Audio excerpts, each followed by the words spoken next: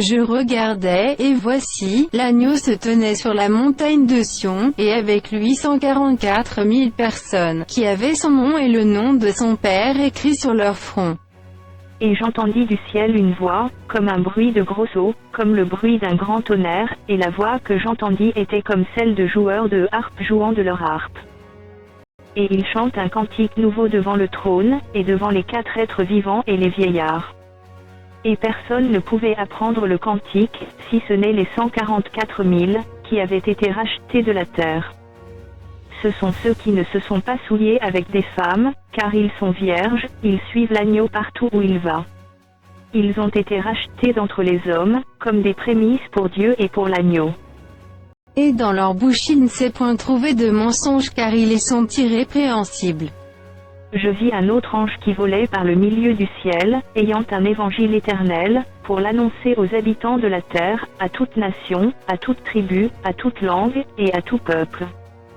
Il disait d'une voix forte, « Craignez Dieu, et donnez-lui gloire car l'heure de son jugement est venue, et adorez celui qui a fait le ciel, et la terre, et la mer, et les sources d'eau. » Et un second ange suivit, en disant, « Elle est tombée, Babylone la grande, qui a abreuvé toutes les nations du vin de la fureur de son impudicité. » Et un troisième ange les suivit, en disant d'une voix forte, « Si quelqu'un adore la bête et son image, et reçoit une marque sur son front ou sur sa main, il boira, lui aussi, du vin de la fureur de Dieu, versé sans mélange dans la coupe de sa colère, et il sera tourmenté dans le feu et le soufre, devant les saints anges et devant l'agneau.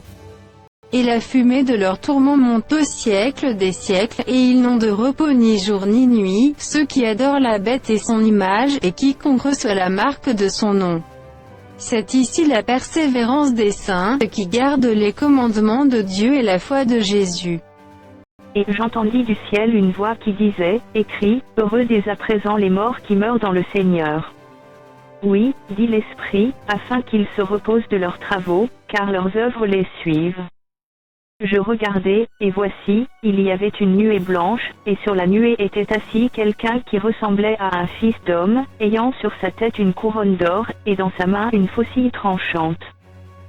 Et un autre ange sortit du temple, criant d'une voix forte à celui qui était assis sur la nuée, « Lance ta faucille, et moissonne, car l'heure de moissonner est venue, car la moisson de la terre est mûre. » Et celui qui était assis sur la nuée jeta sa faucille sur la terre.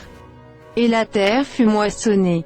Et un autre ange sortit du temple qui est dans le ciel, ayant, lui aussi, une faucille tranchante.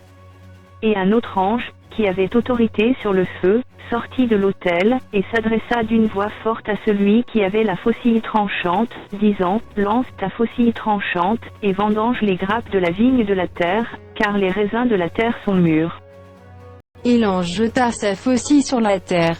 Et il vendangea la vigne de la terre, et jeta la vendange dans la grande cuve de la colère de Dieu. Et la cuve fut foulée hors de la ville, et du sang sortit de la cuve jusqu'aux morts des chevaux, sur une étendue de 1600 stades.